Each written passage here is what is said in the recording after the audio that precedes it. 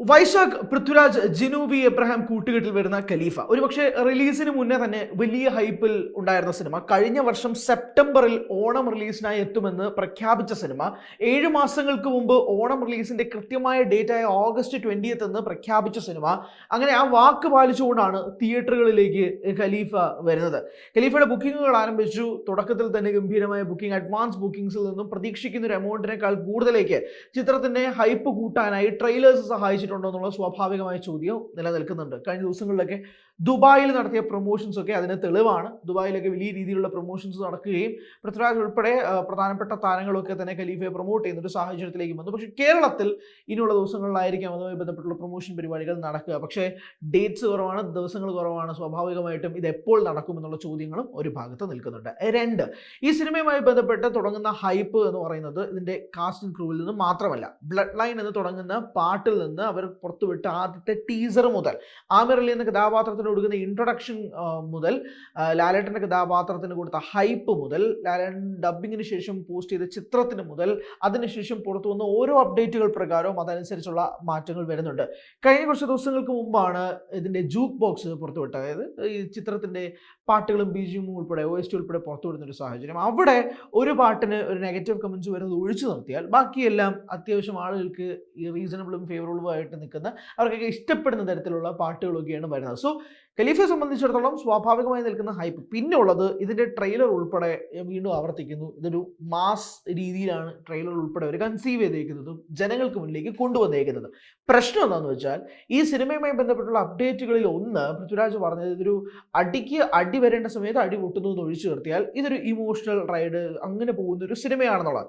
ഒരു out and out mass commercial cinema ആയിരിക്കില്ല ഖലീഫ എന്നുള്ളൊരു സൂചനകൾ പൃഥ്വിരാജ് വാക്കുകളിലൂടെ പറയുമ്പോഴേക്കും ഒരു പുലിമുരുകൻ പോലെ വൈശാഖ് ചെയ്തെടുത്ത് വെച്ചേക്കുന്ന ഒരു മാസ് കമേഴ്ഷ്യൽ എന്റർടൈനർ പോലെയോ അല്ലെങ്കിൽ പൃഥ്വിരാജിൻ്റെതായി നമ്മൾ പ്രതീക്ഷിക്കുന്ന ഒരു പക്ക മാസ് പടം പോലെ ആയിരിക്കില്ല ഖലീഫ എന്നുള്ള സൂചനകൾ കൂടി പുറത്തു വരുന്നുണ്ട്. പക്ഷേ ട്രെയിലർ എന്തുകൊണ്ട് അങ്ങനെ കട്ട് ചെയ്തു എന്ന് ചോദിച്ചാൽ ഇപ്പോഴും അതിന് ഉത്തരവില്ല. കാരണം ട്രെയിലറിനകത്ത് മുഴുനീള മാസ് മൂവ്മെന്റ്സ് ക്രിയേറ്റ് ചെയ്തുകൊണ്ട് ലാസ്റ്റ് മോഹൻലാൽ ഒരു ഫ്രെയിം ഉൾപ്പെടെ കാണിക്കുകയാണ്. അതും മുഖം കാണിക്കുന്നില്ല, കൈയുടെ ഒരു ഫ്രെയിം, അതൊരു ക്ലോസ് മാത്രം കാണിച്ചുകൊണ്ടാണ് മതിയല്ലോ. സ്വാഭാവികമായിട്ടും ഫാൻസിന് അത് തന്നെ ധാരാളമാണ്. സ്വാഭാവികമായിട്ടും കഴിഞ്ഞ ദിവസം മുതൽ തന്നെ ഉണ്ടായിരുന്നൊരു ഹൈപ്പ്, ചർച്ചകൾ, പോസ്റ്റുകൾ, ട്രെയിലർ റിയാക്ഷൻസ്, ഇതൊക്കെ തന്നെ സോഷ്യൽ മീഡിയയിൽ തരംഗമായി മാറിക്കൊണ്ടിരിക്കുകയാണ്. ഓണത്തെ സംബന്ധിച്ചിടത്തോളം IM ഗെയിം ഇപ്പോൾ ഫ്രെയിമിൽ ഇല്ല. അതുകൊണ്ട് തന്നെ ഒരു ക്ലാഷ് റിലീസ് എന്നൊരു പരിപാടിയില്ല. 20-ാം തീയതി ഖലീഫ വരുന്നു, 21-ാം തീയതി ബെത്ലഹേം കുടുംബ യൂണിറ്റ് വരുന്നത്. ഈ 2 സിനിമകളും തമ്മിൽ സ്വാഭാവികമായിട്ടും ഒരു ദിവസത്തെ ഗ്യാപ്പ് വെച്ച് വരുന്നത് കൊണ്ട് തന്നെ ഒരു ക്ലാഷ് റിലീസ് എന്ന് വിളിക്കാൻ കഴിയില്ല എങ്കിൽ പോലും തൽക്കാലം ഒരു ക്ലാഷ് എന്ന് വെക്കാം, ഒരു പേരിന് വേണ്ടിയെങ്കിലും അങ്ങനെ വിളിക്കാമെന്നത് മാറ്റി നിർത്തി കഴിഞ്ഞാൽ 2 വ്യത്യസ്ത ജോണറാണ് വരുന്നത്. ഒരെണ്ണം ഒരു പക്ക ആക്ഷൻ മാസ് പടമായിട്ട് വരുന്നു വിത്ത് സം ഇമോഷണൽ, മറ്റൊന്ന് ഒരു റോം കോം ജോണറിൽ വരുന്ന ഒരു പക്ക ഗിരീഷ് ടൈപ്പ് ഓഫ് ടെംപ്ലേറ്റിൽ വരുന്ന ഒരു സിനിമ.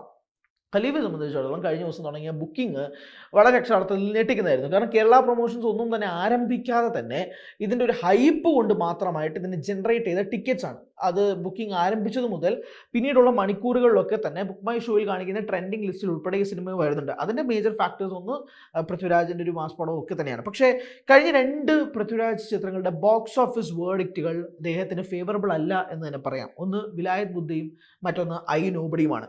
വിലായത് ബുദ്ധ ആവട്ടെ സച്ചിയുടെ ഡ്രീം പ്രോജക്റ്റ് ആയിരുന്നു, ജയൻ നമ്പ്യാർ സംവിധാനം ചെയ്യുന്നു. ആ ചിത്രം പ്രതീക്ഷിച്ചതുപോലെ ഒരു വിജയത്തിലേക്കൊന്നും പോയില്ല, വലിയ ഡിസാസ്റ്ററിലേക്കാണ് വിലായത് ബുദ്ധ മാറിയത്.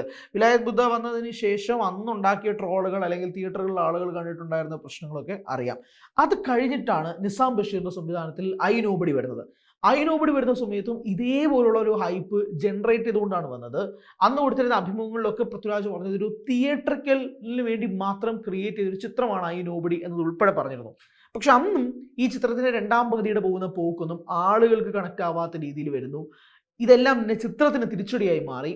ആ തിരിച്ചടിയുടെ ഫലമായിട്ട് ഐ നോബഡിക്ക് തിയേറ്ററുകളിൽ നിന്ന് ബാക്ക്ലാഷ് കിട്ടേണ്ടി വന്നു. സോ ഒരു നടനെ സംബന്ധിച്ചിടത്തോളം അയാളുടെ ലാസ്റ്റ് 2 സിനിമകൾ തിയേറ്ററിൽ വിജയിക്കാതെ വരുമ്പോഴാണ് ഒരു സീസണിൽ ഒരു സിനിമ റിലീസിനെത്തുന്നത്. അതിൽ ഇത്ര നല്ലൊരു ഇനീഷ്യൽ പുൾ ഓഫ് ചെയ്യാൻ കഴിയണമെങ്കിൽ അത് പൃഥ്വിരാജ് സുകുമാരന് കഴിയുന്ന ഒരു പ്രധാനപ്പെട്ട ഒരു കാര്യം കൂടിയാണ്. കാരണം അവിടെ നമ്മൾ നോക്കുമ്പോഴേക്കും കഴിഞ്ഞ ലാസ്റ്റ് 2 സിനിമകളും പരാജയമാണ്. ഈ നടന്മേലുള്ള വിശ്വാസവും അതനുസരിച്ച് കുറയുന്ന ഒരു സാഹചര്യത്തിലേക്ക് നീങ്ങും. ആ കുറയുന്ന പശ്ചാത്തലം ഇവിടെ നിന്ന് മാറുന്നതിന് പ്രധാനപ്പെട്ട കാരണങ്ങളിൽ ഒന്ന് മോഹൻലാലിൻ്റെ ക്യാമിയോ ഉൾപ്പെടെയുണ്ട്.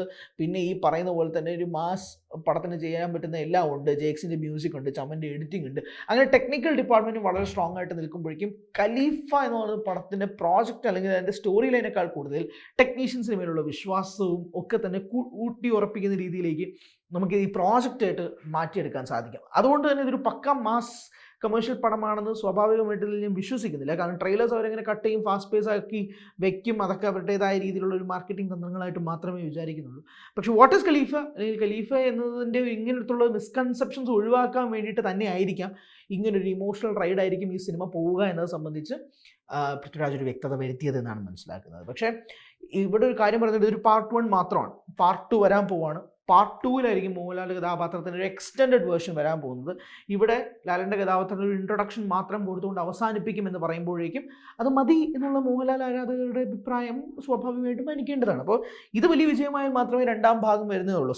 സാധാരണയായിട്ട് ഈ 2ാം ഭാഗം സ്കാമുകൾ സാധാരണയായി നമുക്ക് ഇതിന് മുന്നേ അറിയാൻ കഴിയില്ല. തിയേറ്ററുകളിലൊക്കെ പോയിട്ട് ഒരു ക്ലൈമാക്സ് ഇല്ലാതെ വരുമ്പോൾ ശരി എന്നാൽ ഒരു 2ാം പാർട്ടിലേക്ക് ലീഡ് ചെയ്യാം എന്ന് പറയുന്നൊരു പ്രോജക്റ്റ് അല്ലേ ഇത്. കൃത്യമായ പ്ലാൻ അനുസരിച്ച് പാർട്ട് 1 ഇതാണ്, പാർട്ട് 2 ഇനി വരും എന്നുള്ളൊരു പ്രോജക്റ്റിൻ്റെ അടിസ്ഥാനത്തിലേക്ക് പോകുമ്പോഴേക്കും കൃത്യമായ സ്റ്റോറിയും സ്ക്രീൻ പ്ലേ ലോക്കും ചെയ്യാതെ പോവില്ലല്ലോ. മാത്രമല്ല പാർട്ട് 2 ലോക്കാവാതെ ലാലേട്ടൻ പാർട്ട് 1-ലേക്ക് ഇന്നാകുമെന്ന് വിശ്വസിക്കുന്നുമില്ല. അപ്പോൾ ഈ പശ്ചാത്തലമൊക്കെ ഉൾക്കൊണ്ടുകൊണ്ടാണ് ഇതൊരു വലിയ ലോകമാണ്. ആ വലിയ ലോകത്തിൻ്റെ കഥ 2 പാർട്ടുകളിലാക്കി പറയുമ്പോഴേക്കും പാർട്ട് 1-ൻ്റെ സ്വീകാര്യത വളരെ ഇമ്പോർട്ടൻ്റ് ആണ്. പിന്നെ കഴിഞ്ഞ 2 സിനിമകളുടെ ബോക്സ് ഓഫീസ് വേർഡിക്റ്റ് പോലെ ആയിരിക്കില്ല ഖലീഫയെ സംബന്ധിച്ചിടത്തോളം. ഖലീഫ ഒരു വലിയ പ്രോജക്റ്റാണ്, ഒരു വലിയ ബിഗ് ബഡ്ജറ്റിൽ വരുന്ന പ്രോജക്റ്റാണ്. ഒരുപക്ഷേ ഈ വിലായത് ബുദ്ധയെക്കാളും ഐനോബടിയേക്കാളും ബഡ്ജറ്റിൽ ഇറക്കുന്ന ഒരു സിനിമയാണ്. ഖലീഫയ്ക്ക് 2 പാർട്ടുകളുണ്ട്, അതിനകത്ത് ഒരുപാട് കമ്മിറ്റ്മെൻറ്റ്സ് ഉണ്ട്. അപ്പോൾ ഈ 2 സിനിമകളുടെ വേർഡിക്റ്റിനേക്കാളുപരി പൃഥ്വിരാജ് വളരെയധികം കോൺസെൻട്രേറ്റ് ചെയ്യേണ്ട ഒരു സിനിമയും അതിൻ്റെ വേർഡിക്റ്റ് വളരെയധികം ഇമ്പോർട്ടൻ്റ് ആവുന്നൊരു സിനിമയായിട്ട് ഖലീഫ വരുന്നത് അതിൻ്റെ ഇമ്പോർട്ടൻസ് അത്രയും ഉള്ളതുകൊണ്ടാണ്. ആ ഇമ്പോർട്ടൻസ് ഇൻഡസ്ട്രിക്ക് തന്നെ പ്രധാനപ്പെട്ടതായി നിൽക്കുന്ന ചില കാരണങ്ങൾ കൂടി ഉള്ളതുകൊണ്ടാണ്. സോ ഈ ഫാക്ടേഴ്സ് എല്ലാം ഫേവറബിളായി മാറിയാൽ മാത്രമേ ഈ പ്രതീക്ഷിക്കുന്ന തരത്തിലുള്ള വേർഡിക്റ്റ് ഈ സിനിമയ്ക്ക് ഉണ്ടാക്കിയെടുക്കാൻ കഴിയുകയുള്ളൂ എന്നതും വളരെ പ്രസക്തമായൊരു കാര്യമാണ്. സോ അതുകൊണ്ട് തന്നെ പല ഹോപ്പ്, പല പ്രതീക്ഷകളൊക്കെ തന്നെ ആളുകൾക്ക് ഈ സിനിമയുമായി ബന്ധപ്പെട്ടുണ്ട്. അതെല്ലാം ക്യാഷ് ചെയ്യുകയാണെങ്കിൽ ഒരു പക്ഷേ ഓണം വിന്നറിൽ പ്രധാനപ്പെട്ട ഒരു കോമ്പറ്റീഷൻ, ബത്ലഹേം കുടുംബ വലിയ കോമ്പറ്റീഷനായിട്ട് വരെ ഖലീഫയ്ക്ക് മാറ്റിയെടുക്കാനുള്ള സാധ്യതകൾ കണക്കാക്കാം. കൂടുതൽ വാർത്തകൾക്ക് News 18 Keralam YouTube channel subscribe ചെയ്യുക.